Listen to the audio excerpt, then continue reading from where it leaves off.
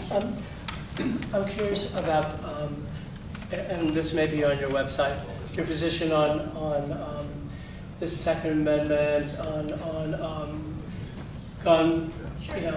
Control, that kind of thing. Right. Well, I do believe that the Second Amendment means that each citizen has the right, each law-abiding citizen has the right to bear firearms. So I am a strong supporter of Second Amendment rights.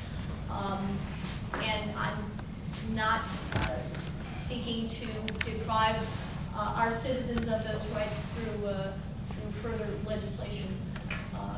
But even to the point of like automatic weapons? Automatic weapons currently are not legal I don't think, in any state in the United States. So I'm not seeking to overturn that specific aspect of the law, but I do certainly support the rights of legal gun owners to have their guns and to be able to use them in the ways that are allowed. Are there any laws that we should consider getting rid of? We have too many of them. Sure. Well, I would start with the new health law. I think we should repeal it. It is too burdensome, it's too long, it's too detailed. The financial regulatory bill, if that passes, is going to be another one. Cap and trade has not yet passed. I don't think it will. Cap and trade is another bad law. It will cost us dearly. It will cost all of you. It will impede our industry. It will reward countries that pollute. It will not even solve the problem of thinking about how carbon overload or other pollutants affect us badly. So I think that the laws that endeavor to regulate what the private sector does should have a very light hand, and we have a lot of opportunities for reducing burdens. And we're going to be pursuing vigorously. Yes, sir. What are your thoughts on environmental issues? And Sure. if cap and trade is not the answer, Right. is there a problem, or what's the approach that you think we should go? Sure. I do think it's a legitimate function of the federal government in terms of the general welfare obligation to protect our environment. I do think that the federal government has a role in protecting our natural resources. The mechanism by which it protects us has to be a mechanism that doesn't put undue limitations on our manufacturing base, on our industrial base, on our businesses, and it doesn't cost taxpayers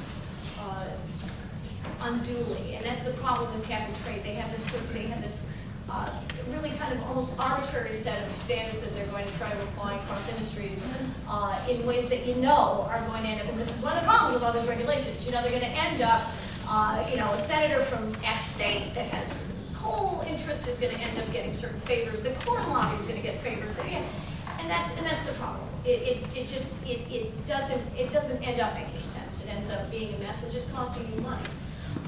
So I do believe in the American consumer. I think we have a powerful consumer marketplace that actually is very much amenable to arguments about conserving our resources and protecting our environment. I do think that certain types of air quality and water quality standards make a lot of sense. I think there should be the river keeper is now John Cronin, the first river keeper, is a friend of mine actually. And I talked with him in December at the Beacon Institute, and I think he has a great idea, which is that there should really be much closer collaboration, if you will, between the federal government, the agencies making these standards, the legislators writing these laws, and our industries, so that we can share expertise before we write laws that may or may not be really workable. So I do think it's a priority to protect our environment. I do think very strongly that we have to be wise about how we use our resources. And I do believe in the American consumer and in American innovation to achieve much. And we already have. I mean, I know so many people who have built homes. Philip's an architect. I'm sure your clients are probably asking for geothermal heating and cooling and green products. And I think there is a heavy consumer pressure, and you do have to create a market. We have 2 hybrid cars in our family, even though they cost more. My husband balked a bit at that, and I said, you know what, if we don't create the market for it, they're not going to sell. So, you know, that's one of the way it happens. But I do think there's a legitimate role. Yes, ma'am? Yeah. In our government, we need people who have courage in their convictions, and we need truth. And we are not being given a lot of truth right now. When people are elected in, they're the new kids on the block, and they're going to have a lot of pressure to go the way of everybody else. How would you handle that? It's a great question.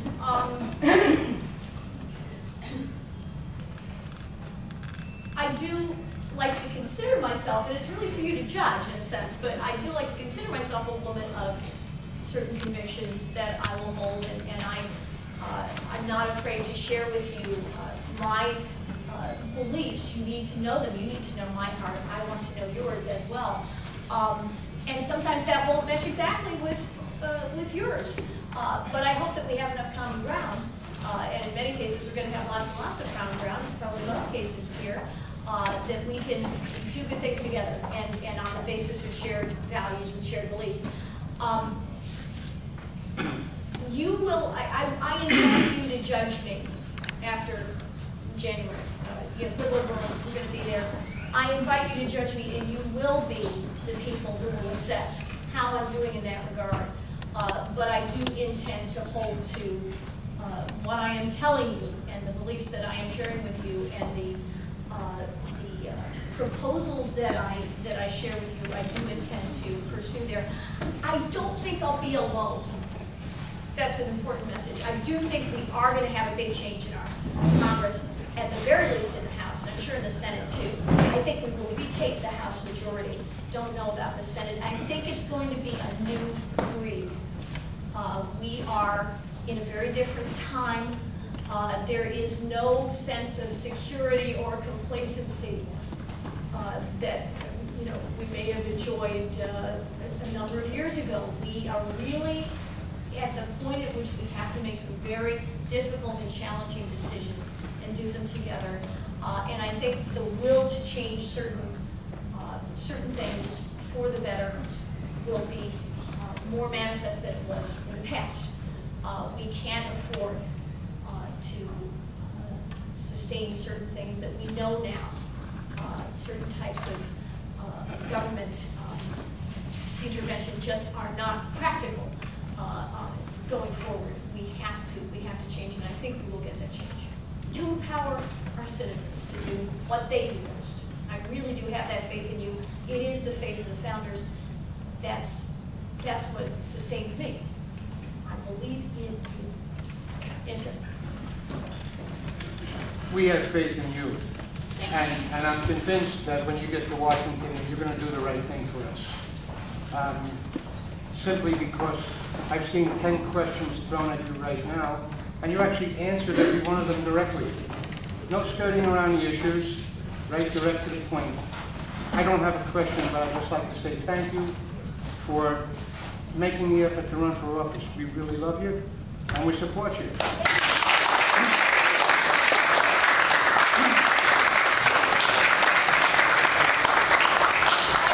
Without fear, because Scott's not here. I love you, now, Jack is one of our friends who has been with us from the very start, and we could not have done this without you, Jack, and without so many people whose spirit sustains me. Did we have many challenges? But what a privilege it is to do this, I can tell you. I got one other thought. Yes. Something I just wanted to say to John Hall, being that they're taping us Yes, here. Jeremy and When I spoke to John Hall's office in Washington, I spoke to Susan Spear, and I asked her to speak to John and ask him not to vote for the health care bill. And I told him, I said, if you vote for that health care bill, I said, I'm not only going to not support you and not vote for you, I said, I'm going to campaign against you. And so I just want him to know that I keep my promise. Me too. Yeah.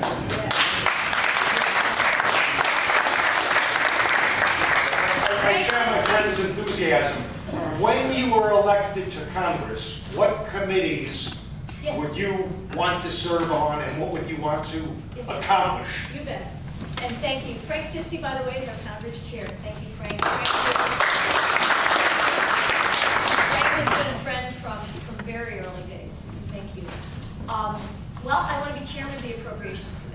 Ways and means, like Mr. Hall, I'm saying that to you. No, on a serious note, I do think I'd be well suited to education and labor and to energy and commerce, because both of those committees deal with health policy and with health insurance. So I think those are naturals, and I'm hopeful that those would be committees to which I'd be assigned. Small business is another one that I think would be, well, to which I think I'd be well suited. And I have a thought about committees, actually. I think we would, one of the many questions I'm asked, and I apologize if I'm preempting someone's question, but it's about term limits. And I can tell you that I favor term limits. I think the specifics have to be. I think the specifics, it would obviously have to be carefully considered, but I do think term limits as a principle are good. But one of the reasons people are clamoring right now for term limits is because there are so many men and women in this Congress, in the House and the Senate, who have far overstayed their benefits to the American people. And I think there are other ways in which we can encourage them to find a graceful route to retirement. One is to have chairmanships determined not by seniority, but by merit. And I just want to be on that standards committee. So that's another thought that I'm sure that's gonna go over really big.